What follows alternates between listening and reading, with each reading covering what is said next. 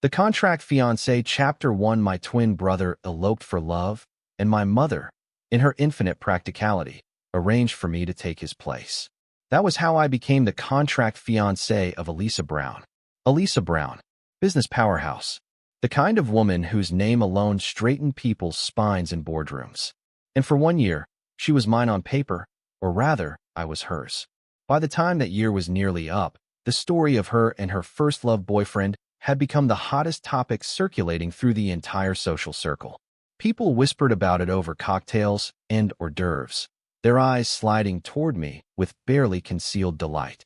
Everyone was waiting to see a joke made of me, the legitimate fiancé, standing in his brother's shoes, quietly being made a fool of. Meanwhile, I went on handling the merger and acquisition deals stacked across my desk, because on the very night of our engagement, she had already laid everything out plainly. "I know you're not Claude," she'd said, her voice measured, her eyes steady. "Give me 1 year. I'll get my family to accept Gregory. After 1 year, the engagement will be annulled. You can name any terms you want." I nodded without hesitation. During that year, we became each other's most tacit partners, two people who understood exactly what the other needed without ever having to ask. But when the contract expired and the papers were placed in front of me, I signed my name without fuss. Only then did she want to breach the agreement. Gregory appeared just as Madame Brown's birthday banquet was reaching its climax. This was my first time meeting him in a public setting, and I felt the shift in the room the moment he walked in. Countless gazes, mixed with scrutiny and mockery, swung in my direction like compass needles finding north. I calmly took a sip of red wine. The way I saw it, the man walking toward us wasn't my fiancé's first love. He was an insignificant stranger, and I had no reason to feel otherwise. "Grandma Brown." Gregory's voice was warm, practiced. "Today is your birthday. I went to great lengths to find this famous calligraphy and painting for you, wishing you longevity and good fortune."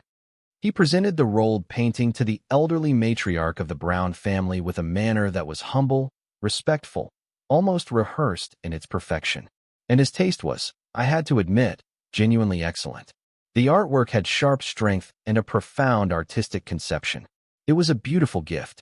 Madame Brown didn't even lift her eyelids. She continued chatting and laughing with the old friends beside her, leaving Gregory standing there with his outstretched arms and his beautiful painting and nowhere to put either. The atmosphere in that corner of the room went taut as a wire. Elisa frowned. I could see the anger rising in her, restrained, barely, as she was just about to step forward. I pressed my hand gently against hers. She looked at me. "If you go over now," I said, keeping my voice very low, "it'll only make Grandma more displeased." A beat passed. Then I stood, walked over to Gregory myself, and smiled as I examined the painting with what I hoped looked like genuine appreciation. "Gregory has a keen eye," I said, loud enough for the nearby guests to hear. "This is truly rare." I signaled my assistant to put the birthday gift away properly and quietly arranged a suitable seat for Gregory before returning to my own. When I sat down again, a trace of complexity had surfaced in Elisa's eyes. "Thank you," she said quietly. "For earlier." I glanced at her and didn't respond. She didn't seem to mind. Almost immediately her gaze drifted, following Gregory as he moved through the room. I watched her watch him, said nothing, and turned back to my wine. A little while later, while I was occupied with other guests, the two of them slipped away. When people asked where Elisa had gone, I offered a smooth excuse about business negotiations, nothing that would raise eyebrows or invite questions. I thought nothing more of it until I stepped outside the banquet hall for some air. That was when I saw them. Gregory, pale-faced, was walking away quickly. Elisa was chasing after him. Her composure cracked open, her voice strained in a way I hadn't heard before. "Gregory, that's not what I meant. Calm down and listen to me." He had his head down and didn't notice me standing directly in his path. He stumbled, instinctively grabbed my arm, and the momentum of it sent my entire body off balance. I fell straight into the fountain beside us with a graceless, undignified splash. "Gregory!" Elisa cried out. She rushed over without a second thought, passed right by me, didn't spare me so much as a glance, and went straight to Gregory, wrapping a steadying hand around the unsteady man she loved. By the time I had crawled out of the fountain in my soaked, sorry state, the two of them were already gone. What greeted me instead were the spectators. Their stares were hungry, eager for drama, and the murmurs that rippled through them were not quiet enough to be called subtle. I've long heard that Miss Brown can't let go of her first love and ignores this second son of the law family. Today we've really seen it for ourselves. If Gregory's family hadn't gone bankrupt 5 years ago, he'd have secured the position beside Mr. Brown long ago. How would it ever have been Claude Law's turn? Someone nearby, watching my face, seemed to grow more indignant on my behalf than I felt myself. To endure humiliation like this, if I were him, I'd have broken off the engagement long ago. Why cling on so stubbornly? I found it somewhat amusing, if I'm honest. I wasn't Claude to begin with. Who Elisa cared about had nothing to do with me. Madame Brown, however, felt that I had suffered a great injustice. To appease me, she announced on the spot that a highly promising new energy project would be handed over to me. In full charge, no oversight, complete authority. Afterward, my assistant sat across from me with worried eyes as he finished organizing the project materials. President Law, he said carefully, Miss Brown treats you like this, yet you still accepted such an important project? I patted his shoulder. Because this is what I deserve. I checked the time. Less than a month remained until the 1-year agreement ran out. Soon, all of this would come to an end. Chapter 2. Seeing Elisa Brown in my office late at night genuinely surprised me. At this hour, instead of staying with the man she loved, what was she doing here with me? Only after asking did I learn that Madame Brown had ordered her to come. She was to assist me, this wronged fiancé, in handling the new project. Even though I didn't need her help at all. Under the matriarch's pressure, Elisa had no choice but to work overtime with me for 3 straight days. At some point, partly out of boredom, partly out of curiosity, I pulled her into a market risk simulation. I dismantled her arguments so thoroughly and so methodically that she was left completely speechless, staring at the screen as though the numbers themselves had personally offended her. It was as if she had discovered a whole new world. After that, she clung to the idea with an almost ferocious energy, insisting on running simulated trading sessions for 2 days and 2 nights straight. When she finally left, her face was still flushed with lingering excitement, the kind that doesn't belong to someone who's been defeated. It belongs to someone who has just realized how much they don't yet know and finds that thrilling rather than crushing. The next morning, she woke me up early for another round of business strategy games. She lost again, unsurprisingly. By the weekend, Madame Brown had forcibly arranged for us to attend an industry summit together. The argument Elisa and I had been carrying on, half heated, half genuine, over last quarter's financial data was still unresolved, and she was still pressing her case with characteristic stubbornness when her voice suddenly stopped. Mid-sentence. Just stopped. I followed her line of sight. Gregory was standing not far away, chatting animatedly with a woman beside him. Easy, comfortable, smiling the way people smile when they're not thinking about anyone else in the room. Elisa's expression darkened instantly. As the two of them drifted toward the other side of the venue, I nudged Elisa lightly. Not going over to say hello? Her face was ice. No need. After that, she fell silent. For the rest of the evening, she seemed distracted, visibly lost somewhere inside her own head. Eventually, she excused herself to the restroom.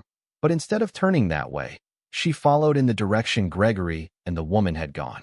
I stayed where I was. Even after the summit ended, Elisa never came back. I tugged at the corner of my mouth without making a sound. When I returned to the company and Madame Brown asked about her, I made up an excuse on Elisa's behalf and brushed it off. Elisa disappeared for a full 2 days. When she finally returned, she reeked of alcohol. I wasn't prepared, and she nearly knocked me to the ground. After some effort, I got her settled onto the sofa in the lounge. She lay there with unfocused eyes, staring up at the ceiling, her voice carrying a trace of defeat that I hadn't heard in it before. Gregory is going to accept her investment. I froze for a moment, but didn't take it too seriously. Maybe he just wants to prove himself in his career, I said. Every time she had a falling out with Gregory, she would find her way to me to vent. A few days later, the two of them would make up again as if nothing had happened. I was already used to the rhythm of it. Elisa lifted her arm and covered her reddened eyes. A bitter smile settled on her lips. This time is different. How could it be any different? That was what I thought, but I didn't say it out loud. I knew something of what had passed between her and Gregory. After his family went bankrupt, Elisa had poured a great deal of her own resources into protecting him, shielding him from creditor harassment, quietly keeping him afloat.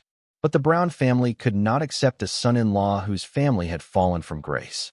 They had been at a stalemate for 3 years over it. In the end, Elisa had agreed to the marriage alliance. With me, or rather, with my brother Claude. She talked in fragments for a long time, her words coming and going in uneven waves. At some point I had finished going through my emails, and without noticing it, I fell asleep with my head down on the desk. When I woke up, Elisa was gone. I rolled my stiff neck slowly. That was when I noticed it, an extra woman's trench coat draped over my shoulders, carrying a faint, pleasant scent. Just then, Elisa pushed the door open. She saw the coat still on me and cleared her throat awkwardly. About what happened at the birthday banquet. She paused. I'm sorry. A beat. Would you like some coffee? She set a still steaming cup down on my desk. I wasn't fully alert yet, but I picked it up anyway. Thank you. I expected things to follow their usual pattern, that Elisa and Gregory would reconcile within the week, the way they always did. But Elisa stayed at the company, day after day. Gregory, for his part, moved out of the apartment she had arranged for him. Whenever she had free time, Elisa pulled me into discussions about project details, accompanied me to meetings, worked overtime beside me without being asked. For a while, I genuinely couldn't find the right moment to bring up terminating the engagement. Nobody was happier about this change in her than Madame Brown. She kept saying it was the ancestors' blessing. She insisted on taking me out to a suburban horse ranch to relax. And as we were heading out, we happened to run into Elisa, and Madame Brown immediately dragged her into the car, without giving either of us a chance to object. Chapter 3. Unfortunately, Gregory was there as well. Standing beside him was the same woman from the summit, the business elite, Fu Han. Suddenly, my wrist was grabbed. I looked at Elisa in confusion. For a moment, I was unsettled. She had leaned in close without warning, close enough that her presence occupied the air around me completely. She reached up and brushed a few blades of grass from my shoulder, her smile carrying a deliberate softness that made something in me go still and uncomfortable. It wasn't until I saw Gregory turn away with a darkened expression that I understood what she was doing. Seeing that she still hadn't let go of my wrist, I had no choice but to say quietly, "He can't see us anymore." Elisa froze. Then she withdrew her hand, abruptly, almost like she'd touched something hot. I was distracted just now. She wouldn't quite meet my eyes. Don't misunderstand. As she spoke, the tips of her ears turned faintly red. She turned and walked quickly into the lounge of the riding grounds. I waited outside for a while. When she still didn't come out, I gave up waiting, took hold of a horse by myself, and walked slowly out across the open grass. The gunshot came without warning. It shattered the calm of the ranch in a single sharp crack, and before I could so much as turn around, I felt the cold press of a gun muzzle against the back of my head. My heartbeat spiked violently. My body locked up on instinct. A few steps away from me, Gregory had also been taken hostage. "Don't anyone move," the voice behind me said, flat and absolute. "Or both of them are dead." Elisa came running out at the sound of the gunshot. What she saw nearly split her in two. The attackers were members of the Wong family. People who had gone bankrupt after losing out to the Brown family in a business dispute and had apparently decided that someone should pay for it. Elisa's teeth came together. She stared at them with an expression so vicious it looked like she could tear them apart with her hands. "Let them go," she said, her voice low and controlled and absolutely lethal. "Or I guarantee you'll wish you were dead. Name your demands. Whatever you want. But if either of them gets hurt, even a little, I swear you won't make it out of here." The attackers hesitated. In that moment of hesitation, Elisa's assistant stepped forward and began negotiating. The back and forth stretched on, taut and careful, until finally the other side agreed to a compromise. They would release one person now. Elisa was to prepare 200 million, and only then would they release the other. Every eye in the clearing turned to Elisa. Waiting. She stood very still. "Release." Her voice came out strained, as though the words had to be forced through something lodged in her throat. She raised her hand and pointed, with great difficulty, toward Gregory. Him first. In an instant, all eyes swung to me. The sympathy in them was immediate and unguarded. I looked at Elisa calmly, without surprise. I had known, the moment the choice was presented, exactly what she would choose. This was not a revelation. It was simply the truth of things, made visible. I had been abandoned. Gregory was released. He stumbled forward, face drained to a deathly white, and put himself behind Elisa the moment he reached her. The attacker tightened his grip around me. The barrel of the gun knocked against the back of my head, cold and deliberate and painful. Somewhere in the distance, sirens wailed. Someone had called the police. The attackers panicked. A second shot cracked into the air above us.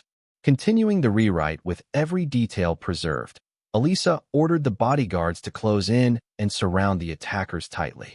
At the same time, she positioned herself in front of Gregory, shielding him with her own body, her attention laser-focused on him, terrified that he might be startled even slightly. I let out a cold laugh. The moment the kidnapper's attention wavered, I moved. The combat techniques my mother had drilled into me since childhood came back without thought, clean, efficient, decisive. I subdued him in a single move and slammed him to the ground. I had only pretended to comply earlier. All of it had been deliberate, lowering their guard, waiting for the right fraction of a second. By the time the police cars pulled in, I had already put every one of the attackers on the ground. I handed them over to the authorities, turned around, and saw Elisa. She stood completely still, staring at me. Her eyes were wide and full of something that looked like disbelief, as if only in that moment did it fully register that I wasn't the Claude she'd imagined needing her protection. I was Jason, who had been raised from childhood under his mother's exacting standards for a successor. Every discipline, every technique, every cold, clear-headed instinct, all of it had been built into me long before I ever set foot in the Brown family's world. Coming back to herself, Elisa suddenly rushed forward and wrapped her arms around me. She lifted her face, and her voice, when it came out, was tight with worry that hadn't quite finished shaking. "Are you hurt?" Her body trembled slightly, the last of the fear still moving through her. I stepped back and pushed her away.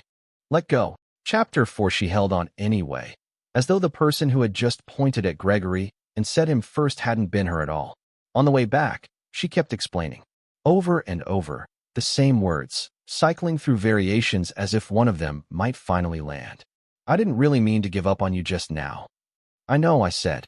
I said it without much emotion, because we had never been in a relationship that required explanations in the first place. There was nothing to forgive because there had been no expectation to betray. Elisa thought I was angry. She reached out suddenly, took my hand, and pressed it against her pulse, against the quick, unsteady flutter at her wrist. "Jason, if you're angry, you can do anything to me. I'm begging you, don't treat me with this kind of attitude." I looked at her with genuine confusion, unsure where any of this was coming from. "I'm really not angry with you." Because from the very beginning, I had never expected her to choose me. Elisa opened her mouth. Whatever she'd been about to say dissolved. My calm was worse than anger, apparently. The more composed and unruffled I remained, the more uneasy and panicked she became, as though my stillness was a wall she couldn't find a way through. Before long, what had happened at the ranch spread through the company. The way employees looked at me shifted. Some of them gossiped openly in the break room, not bothering to lower their voices. My assistant came to me furious, ready to confront them directly. I stopped him. "Forget it. There's no need to waste time." I paused. Besides, what they said was the truth. But the next day, every employee who had been talking was quietly transferred away from their core positions.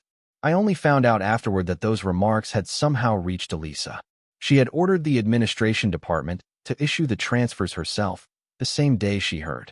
After that, she found a reason to appear in my office every single day. Rare coffee beans arrived. Business intelligence reports.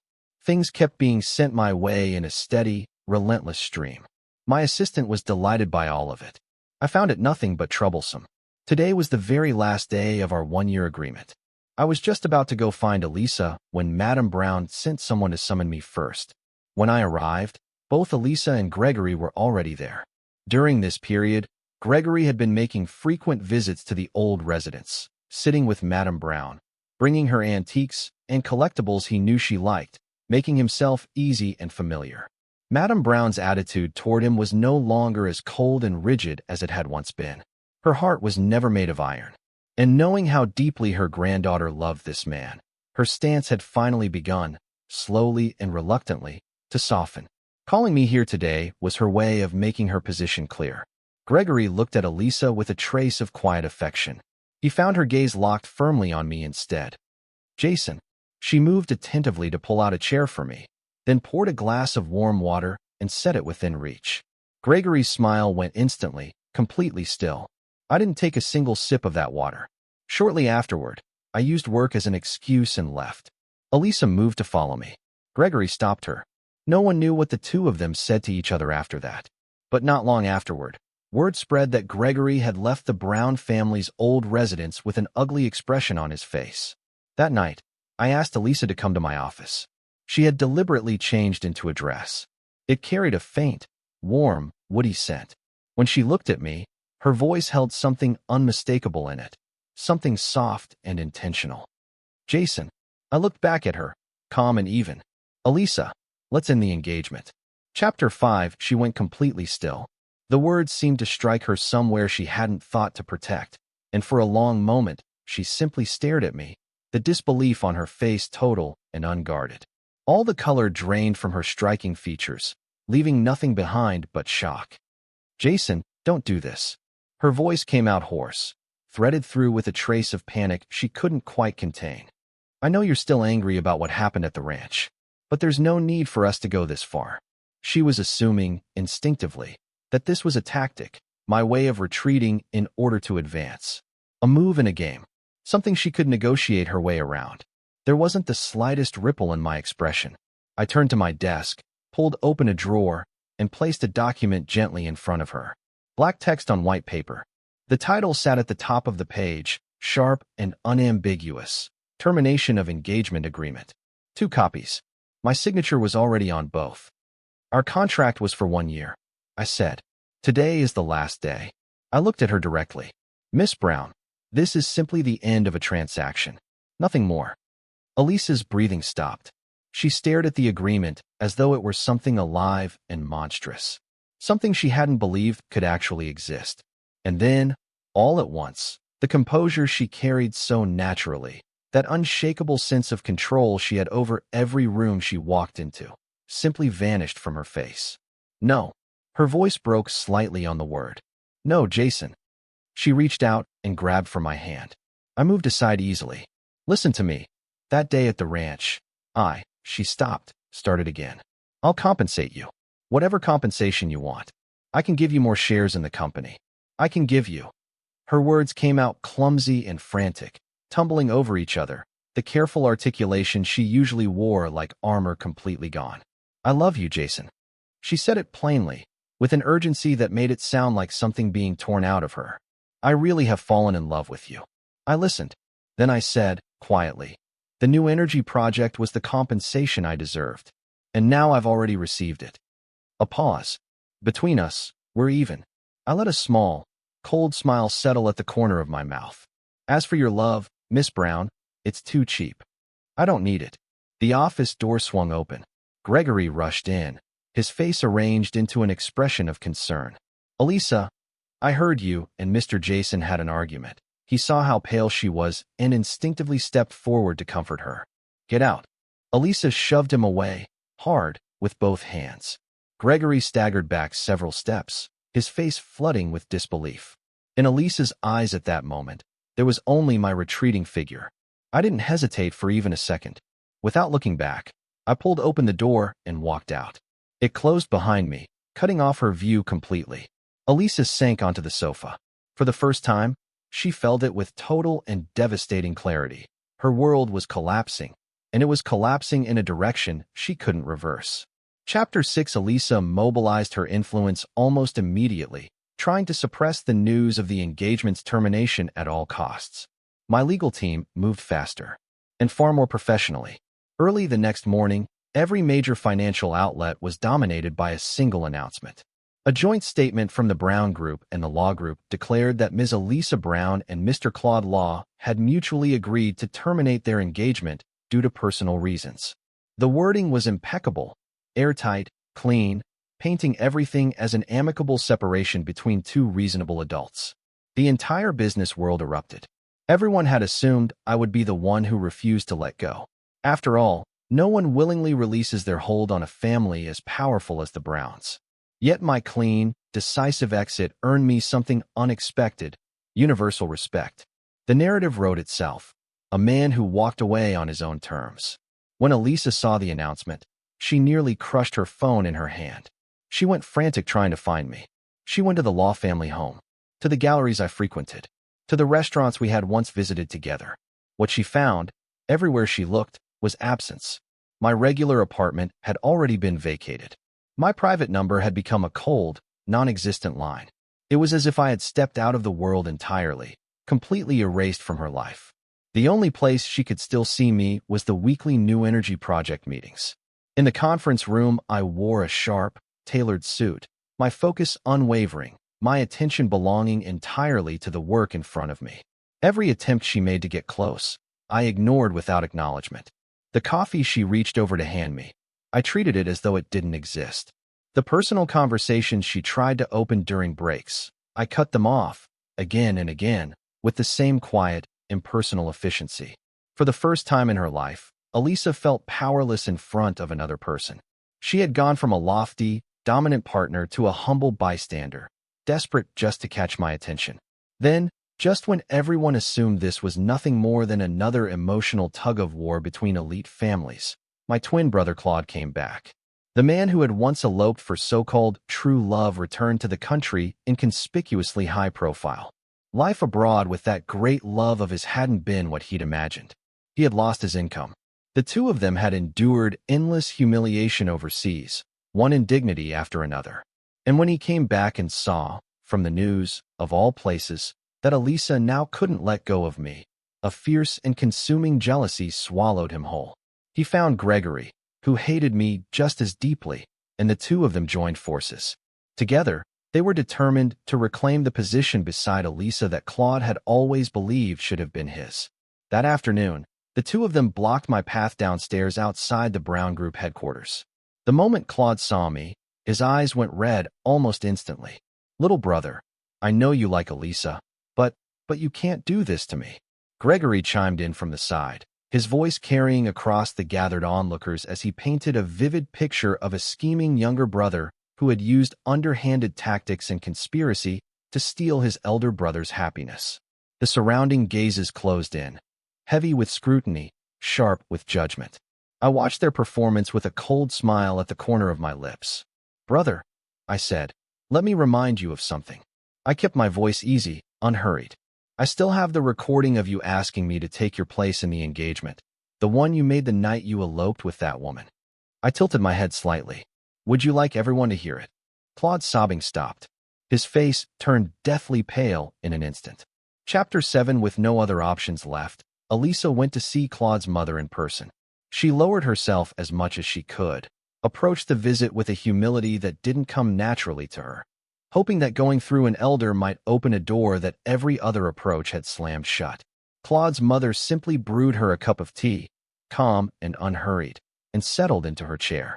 "Elisa," she said, "do you know this?" Steam curled gently from the teacup. Her gaze was sharp, but clear. "Between my two sons, the one I have always admired most is my younger son." She paused, letting the words settle. "He has his own judgment, his own ability. He has never once disappointed me." Another pause. "So whatever decision he makes, I will support it, unconditionally." Elisa's last shred of hope was quietly, gently, completely destroyed. When the first plan failed, Gregory and Claude moved to their second.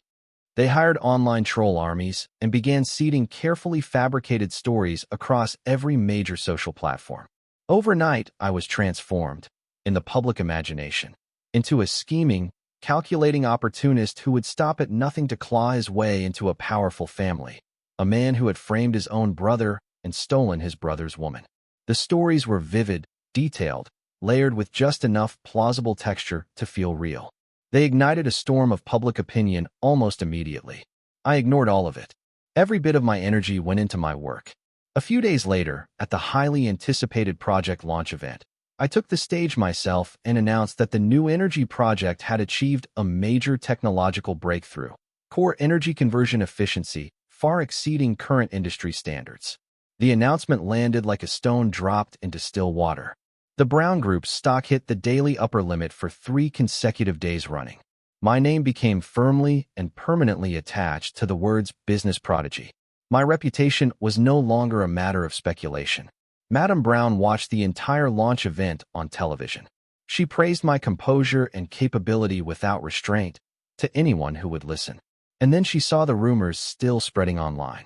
The old woman was thunderously enraged. She could not tolerate anyone using methods that despicable to smear someone she had set her sights on. She personally accepted an interview with a major financial media outlet, publicly and methodically refuted every fabricated claim, and issued a warning to Elisa that left absolutely no room for interpretation. Our Brown family will never accept a man as morally corrupt as Gregory marrying into our family. Elisa's heart sank to the bottom of something cold and still. Her grandmother's words, stacked on top of Gregory and Claude's recent madness, finally cracked something open that she had been keeping carefully sealed. She saw Gregory clearly, perhaps for the first time. She wanted to find them. They were in the middle of celebrating. Stop your foolish actions immediately. Her voice was flat and cold as ice. Otherwise, I will personally make you pay the price. It was the first time she had ever looked at Gregory with undisguised disgust. With contempt she didn't try to soften or hide. Gregory looked into her eyes and understood, in that moment, that he had lost her completely. Whatever foothold he had imagined still existed inside her, it was gone. Any hope of entering the Brown family shattered quietly in the space between them. Despair and madness began to twist together in his gaze. He decided to make one last gamble. Using the last trace of guilt Elisa still carried toward him, he found a way, through her, to gain access to the project team's internal servers. He stole what he believed to be the project's lifeline, the so-called core data. Then he sold it, at a very high price, to the Brown family's longtime sworn enemy, the Arion Group. His intention was to destroy me completely, to destroy the achievement I had worked hardest to build, and to do it in a way that couldn't be undone. When the Arion Group obtained the data, they were overjoyed. They immediately poured massive capital into development built on that data model, convinced they had stumbled onto a once-in-a-lifetime advantage, something that could let them crush the Brown Group in a single decisive move. Instead, they couldn't replicate a single success. They fell, straight and fast, into an enormous commercial trap. The data had been tampered with from the very beginning, quietly engineered to guide anyone who followed it down a fundamentally wrong technological path. Enormous amounts of capital evaporated. The Arion Group found itself on the edge of bankruptcy almost overnight. At the next Project Progress meeting, I revealed everything. Mr. Gregory's recent moves have been a bit too aggressive. I opened a set of surveillance footage and server logs on the screen in front of the room, my voice perfectly calm. I noticed long ago that someone was coveting something that didn't belong to him. I let the footage speak for a moment. So I prepared a little gift, especially for him. The so-called core data had been bait. From the very start, it had been prepared and placed for exactly this purpose. Chapter 8. The entire room erupted. Elisa's face went ghastly pale. The deceived Arion Group flew into a rage. In a bid to recover even a fraction of their losses, they went straight to the police. They publicly released all evidence of their transaction with Gregory and formally filed charges of corporate espionage. Every detail of what Gregory had done was laid bare in full. His reputation was destroyed overnight. On top of that, he now faced enormous compensation claims from the Arion Group and the slow, grinding approach of criminal prosecution. Fu Han, the business elite woman who had once seen enough value in him to offer her investment, took one clear-eyed look at the disaster he had become and cut every tie without hesitation. She withdrew every cent she had promised him. Gregory's world collapsed completely within days. He was abandoned by everyone. Falling from the figure people had once admired, the romanticized white moonlight of Elisa's past, into a despised criminal that no one wanted to be near. What waited for him were cold prison bars and whatever remained of a life on the other side of them. With Gregory's total downfall, my brother Claude panicked. He had lost his strongest ally. He had also, by now, seen my methods firsthand. He came to me in tears, a trembling, theatrical display of remorse about how his elopement had been forced by circumstances, how he had been blinded by emotion, how none of it had truly been his fault. He begged me to forgive him, for the sake of brotherhood. I looked at his tearful performance. My heart didn't move at all. Forgive you. I looked at him calmly. Claude Law, because of your reckless selfishness back then, both the Law family and the Brown family were disgraced. I kept my voice soft. There was no need to raise it. Mother has already transferred 70% of the shares under her name to me. Every word landed like a hammer, quiet and exact. I am now the sole heir of the Law Group. Claude collapsed completely. He sank to the ground, his eyes going hollow and unfocused, his lips moving in a low, disconnected murmur to himself. He had never imagined it, that he hadn't just lost Elisa. He had also lost the vast Law family fortune that he had always kept in the back of his mind as his last retreat. The safety net he had never acknowledged needing. For an illusory love, he had lost everything. Elisa had been watching from a short distance away. She looked at the broken figure of Claude on the ground. Then she looked at my cold, unmoved face. And something she had been telling herself, some version of the story she'd been living inside, finally crumbled. She understood, belatedly and with a clarity that hurt, how blind she had been, how foolish, and how much damage she had caused, to me and to the Law family, without ever fully reckoning with it. She walked toward me. Her voice came out hoarse. I'm sorry. She said it again, the words heavy with pain she wasn't trying to perform. I hope you can forgive me. I lifted my gaze and looked at her quietly. The face that had once, in some distant version of this year, stirred something in me. It no longer provoked even the slightest ripple. I don't need your apology. I said it clearly, one word at a time. Because to me, from beginning to end, you were nothing more than a business partner. And now that partnership is over. I held her gaze for one more moment. That was all there ever was between us. As for Claude, to ensure he paid thoroughly for what he had chosen to do, his mother demoted him to a subsidiary in a remote region and made him start from the lowest position available. He would earn whatever came next, or he wouldn't. Either way, it would be his own doing. Chapter 9. Dead Inside. That was the only feeling Elisa had left. Business partner. Those two words had severed whatever remaining thread of hope she had been holding on to without quite admitting it. She couldn't understand how things had arrived at this point. Couldn't trace the path clearly enough to know where, exactly, it had gone wrong, or what she had failed to see. Shortly after, she mobilized every resource available to her and began digging into the past. She wanted to know. She needed to understand what had happened 5 years ago, the real version, not the one she'd been living inside of. What she found was like a bucket of ice water poured directly over her. Gregory's family's bankruptcy 5 years ago, the event that had set everything in motion, that had torn him away from her and sent her life lurching in the direction it ultimately went, had nothing to do with mismanagement. It had not been an accident. It had not been bad luck or poor timing. It had been a targeted takedown, and the person behind it sent a chill straight through to her bones. It had been me. I had been a college student at the time. She couldn't believe it. She kept pulling at the thread, going deeper, looking for the place where the story would correct itself and make sense again. The truth, she was learning, is often unbearable. Concluding the rewrite with every detail preserved. Many years ago, I had a mentor I deeply respected. He was a brilliant entrepreneur, optimistic, resilient, the kind of man who made you believe that intelligence and hard work were enough to build something that would last. His company was driven into bankruptcy by Gregory's family. Unfair competition, malicious framing, deliberate and calculated destruction. My mentor ultimately couldn't bear the weight of it. He jumped from a high building and ended his own life. From that day forward, the seed of revenge took root in me and didn't stop growing. I lay low for years, planning step by step, moving quietly and without urgency, because I knew that the kind of justice I wanted couldn't be rushed. Everything I had done, every position I had taken, every alliance I had built, had been for one purpose: to make Gregory's family pay for what they had done to the man who believed in me before anyone else did. Marrying into the Brown family. Becoming Elisa's fiancé. That had been the final step of the plan. I needed the Browns' platform, their reach, their resources, their standing at the top of the business world, to deliver the final blow.